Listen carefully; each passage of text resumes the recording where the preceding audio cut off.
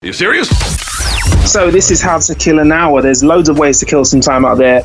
You're about to kill some time with us. My name's Marcus Bronzy, and at this moment in time, I'm at my house with my temporary recording setup that I have when I need to whip it out at short notice. And right now is one of those times where I need to whip it out at short notice because E3 is going on in LA as we speak, the largest games conference in the world. I may be corrected in just a moment. And yeah, I'm not out there, but we are so lucky to have Miss Louise Blaine out there who, if everything is working, should be on the other side of the line right now. Are you there, Louise? Good morning, Marcus. Yeah. Morning. What time is it now? Because I was supposed to speak to you 20 minutes ago at 8 a.m. in the UK. It is 22 minutes past midnight here in noisy downtown Los Angeles.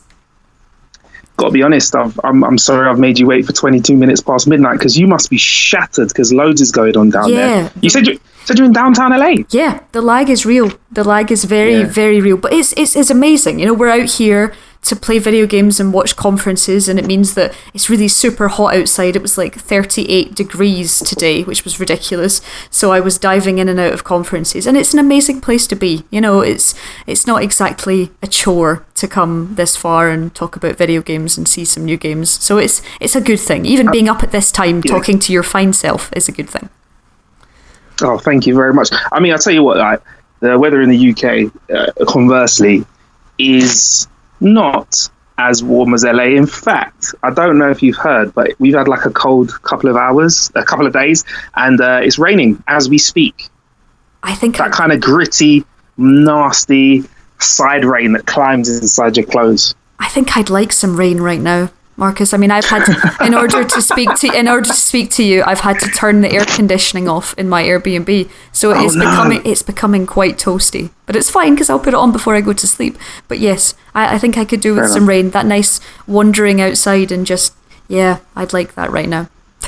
Bloody hell, 2 days in LA and you want rain, gee. I know. But so like I've been perusing the internet when I've had a spare second here and there, and it's fair to say whatever social media I go on, everyone's talking about E3. So before we actually get into it, I just want to say that there was a little bit of worry this year because one of the big players in the game, Sony, decided to not really have a presence.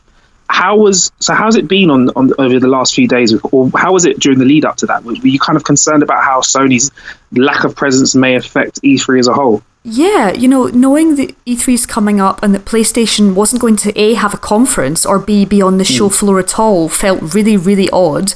But also, you know, you've got big players like Activision who aren't here either.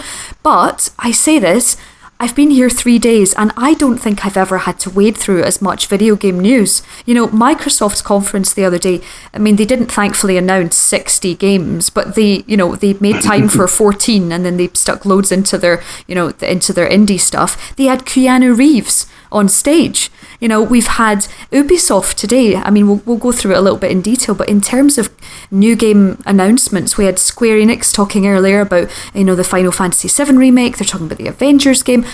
It's wall-to-wall game news, and it's almost as if, you know, despite the fact that PlayStation didn't have any first-party things, you know, they said that they didn't want to just bring out the same games.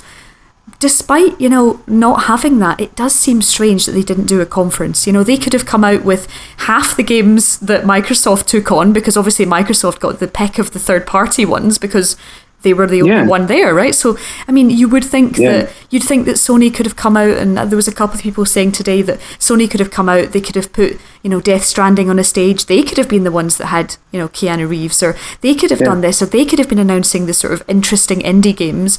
Meanwhile, something like the PC Gaming Show, which I was at, which is a relatively new show run by PC Gamer, I was there this morning, and they had, I don't know if you can hear these sirens in the background, I'm sorry for those. They were announcing all kinds of amazing indie titles and new titles that you might normally see, so not normally see even. So it's actually a really interesting time. I feel like we're not missing out on any good video game news, but PlayStation is potentially missing out on getting some attention. So maybe there's a lesson to be learned from PlayStation there, but I'm glad that this year it's all about games, because I do care about the hardware, Louise, but at the end of the day, for me, it's about the games that we play on them. You know, so I'm really glad that there's this massive emphasis, it seems, on games this year. But before we crack on through what's actually going on out there, what you've seen, how rude of us! I've not even properly introduced you to our audience. Do you want to tell us a little bit about what you do, who you are? I'm a games journalist and YouTube producer. So you'll find me, I present on the Logitech G YouTube channel, but I write about tech and write about games and talk about tech various places, BBC Scotland, wherever anyone will let me, really. Nice. Very much in line with what we do here at How to Kill an Hour. I love it, man. And we actually caught up last year. It was last year we got to meet in person properly. And it's good to finally get you on the show. Sorry it's taken so long. No, it's lovely to be here, all the way in warm LA. I'm looking out the window. I'm just going to put that in anywhere. I'm just going to get that little dig. Yeah. Just those blue skies where you look out at the grey. Yeah. So anyway, moving on. Talk us through what you've seen. So why don't we go through it show by show, experience by experience? What's kind of, let's get what's hot from each place for me. Okay, so I'm trying to think what happened first. EA Play happened first. It happened on Saturday. So the big thing that came out of EA Play was the new Star Wars stuff. So Star Wars Jedi Fallen Order, which is Respawn Entertainment's single-player campaign Star Wars adventure. And I don't know if you saw, did you watch there was a 13-minute gameplay, sort of extended gameplay demo. So if you watched that, but I actually was at EA Play up in Hollywood, and they showed us the 10 minutes that took place before that demo. Ooh. And what was really interesting about it was really cool, and I don't know why they didn't show it. But it showed Cal Kestis. It started off you were in water, and first of all, it was just, I don't know what you thought about the visuals, but it looks gorgeous. Like, it looks ridiculously nice, and it looks it's super cinematic as well. It's got all that lovely sweeping Star Wars score. But in it, Cal Kestis was swimming towards. We didn't play it. It was a Respawn Entertainment person playing it in front of us. But Cal climbed up and well, here's the question first, Marcus. Do you call them AT-AT walkers or do you call them AT-AT walkers? I call them AT-AT walkers because AT-AT, I always find myself tripping over my words. Okay. Well, then for this... What are we officially meant to say? Are we I meant don't know. I call it let's call it AT-AT. AT-AT. We know the big four-legged machines. Yes, the big four-legged machines. And basically, Cal climbs up one of those. So it's kind of like sort of Shadow of the Colossus, Star Wars style. He climbs up the sort of hanging moss on the side, and the legs are moving, and he's jumping between things. And once he's got onto the top of it, he gets inside, where he then murders some stormtroopers with that great lightsaber action, which is really cool. It's proper solid it looks like proper solid crunchy lightsaber combat. And then he actually, with his little trusty cute droid who he gets to distract the pilots, he then literally, in sort of Star Wars funny sort of comedic slapstick way, he gets the stormtroopers hitting their heads off each other, and then he takes control of the AT-AT walker. And then Forrest Whitaker arrives in the front of the AT-AT, who's playing Saw Gerrera. And it's kind of like his introduction to it, and he was in Rogue One, so it kind of ties it all in together. Yeah. So it really just brought in this extra cinematic element, and it showed a little bit more about how the kind of choices we'll have of the ways to do things, because it does look quite linear. But it was nice to be able to see you can upgrade BD1, which is the name of your droid. You can give him new abilities and stuff. So it was really interesting to see this extra layer of Star Wars, because you'd think we'd be getting hands-on with it at this point, but it's out in November, so it's nice to be able to see exactly what we'll be doing. I imagine we'll get more at Gamescom, but it's certainly I like how it looks. Yeah, I mean, my concern on something that I need soothing with is the gameplay looks amazing. How fluid is it when you actually get your hands on a keyboard or a control pad and start playing it? Because it looks cool. Like I've always, when I hear about Star Wars games, I always want to have a lightsaber, and I want to be using the Force to kind of, throw people around with my Force power, or I want to use a lightsaber to, deflect some lasers and stuff. And you can be a Jedi in this. Do you know what I mean? And I think that's what is amazing. So if you're into that side of things, as opposed to kind of the flying the ships around, that is a great kind of vibe for the game. And it's a shame you didn't get any hands on with it though. I thought you might have had a little touch there. No, none of that. Okay. No. Yeah. But yeah, that was the big thing for EA Play. And to be quite honest, if we're going to go through the games like this, we're going to be here for a very, very long time. So let's do a quick hit of the things that people definitely need to see. So at the Microsoft conference, they brought out, as we said earlier, they brought out Keanu Reeves. They brought out a release date. They announced the release date for Cyberpunk, which is April 2020. April 2020 is really filling up. 2020 itself, we've got Avengers in May. We've got Watch Dogs coming in March. It's going to be a big start of next year. It's kind of nice to see the calendar filling up now, especially for this year. So we've got Star Wars, we've got Doom coming this November, and it's quite good to be able to see things filling up because it was feeling a bit bare. And now at least we've got plans for what's coming. Everyone's kind of laid their cards on the table and we can see what is on the horizon. Yeah, and obviously you don't want to talk tech, you want to talk games, but we've got to talk about the fact that Xbox, they didn't make a big deal of it, but Xbox Scarlett, they've still not given it a name yet, Project Scarlett will be 4 times more powerful than the Xbox One X. It will have 8K gameplay, and it will have 120 frames a second. And again, like we know the PS5 will have, it's going to have a next generation SSD. So we know that developers want to get rid of all those loading times and everything wants to be faster, basically.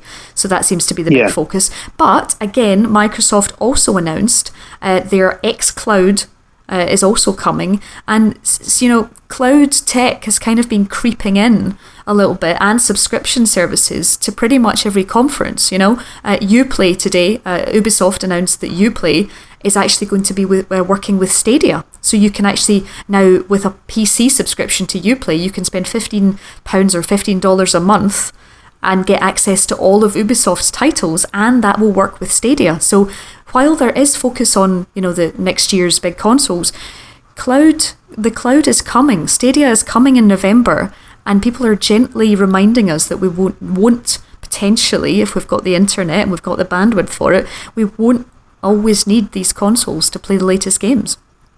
How far away do you think we are from that? Or do you think there's always going to be a place for physical copies of games? Because as we get 8K gameplay and larger, more expansive worlds, games are getting bigger, quite literally. Yeah, they are. I mean, games are getting bigger, but the one of the ways that they proved, I say proved with rabbit ears here, that it would work was they used Assassin's Creed Odyssey. Now that is a big game. That is a huge, sprawling, ancient Greek game. But what it depends on your internet. And that's the thing, is can we always guarantee that we'll have a completely uninterrupted internet? Imagine you got to a specific boss in Sekiro and you've got their health down to the very last moment, and your internet does a blip and you die because of your internet. Could you forgive your internet? What would you be ripping wires out of the walls? So I think while we still have internet, issues, we are absolutely going to need these beasts under our TV. But I think over the next 5 years, we're going to see massive changes. I think this is just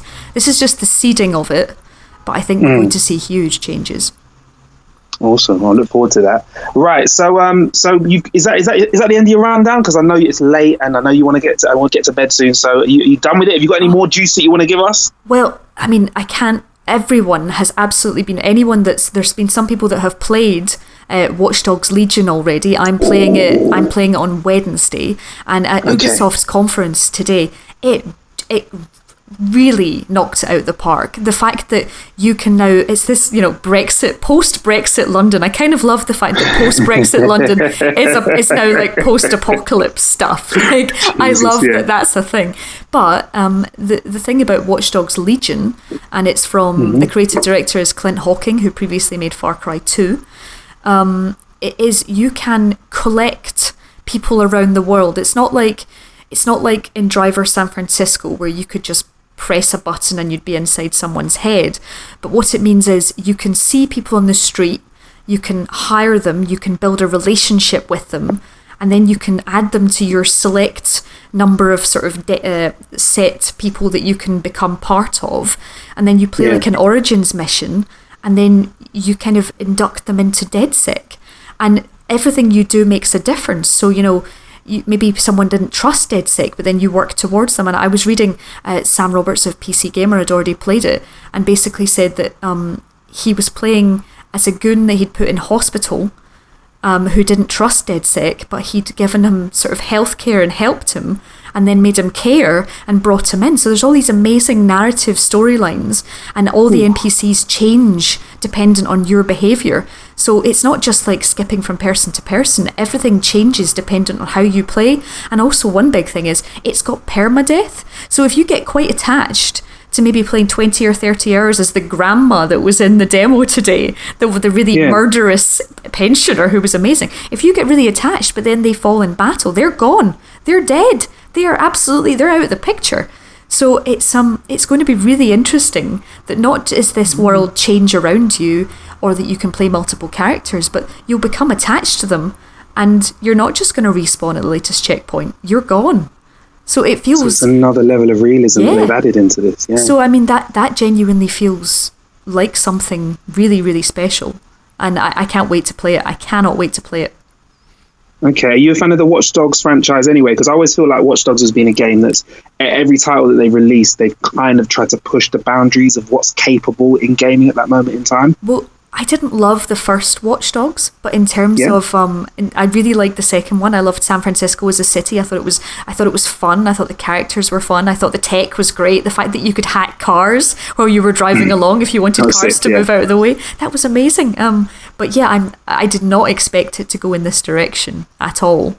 But I'm really happy it has. In terms of other things that I've seen, I guess.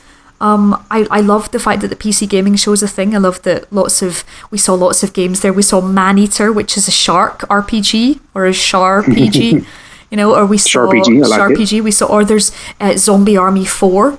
That's coming, so that's coming from Rebellion, and so is Evil Genius 2, which is a lair management game where you get to be the ultimate supervillain. Vampire, the Masquerade, Bloodlines.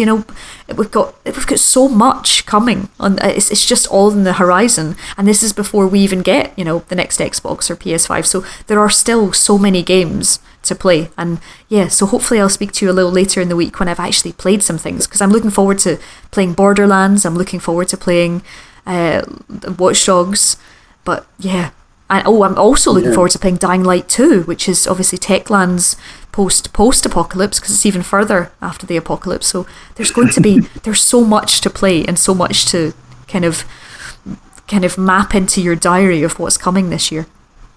Okay, well, let's definitely have a catch up when you've played a few more games. Thank you so much for having a chat with us let me know, it's 20 to 1 in the morning in LA right now, so thank you for staying up. I know you're going to need some sleep now. Thanks for giving us the update of the pre-E3 conferences. I'm really, really excited to hear what you catch up with, what you get on with the rest of the week. And thanks for sharing that with our listeners, man. You're welcome. I can't wait to play and catch up with you later. So that was Louise Blaine here with us on How to Kill an Hour, giving us the update of the pre-show antics. Make sure you check out our show in a couple of days where we'll find out exactly what went on at E3. I've been Marcus Bronzy. Thank you for killing some time with us. We'll be in your ears soon.